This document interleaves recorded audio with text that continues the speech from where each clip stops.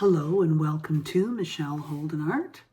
And this week is week 8 of 100 days of 10-minute art. I still spend long stretches of time in my studio, but I've been keeping a simple daily rhythm too.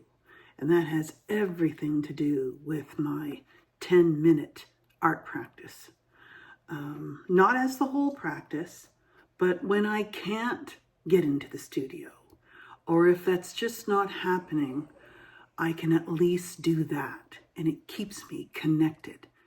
This is week 8, days 49 through 56, and as usual, life has been full, but my 10 minutes has stayed, and something shifted this week again. When I don't turn everything into content, I don't feel like I need to perform. I don't feel like I'm being watched. It's just me and the art, me and the page. And that changes the work. The marks feel more honest, more like they belong to me. Nothing dramatic this week, just small daily layers and noticing what keeps returning. If this kind of approach resonates with you, you'll probably feel really at home here.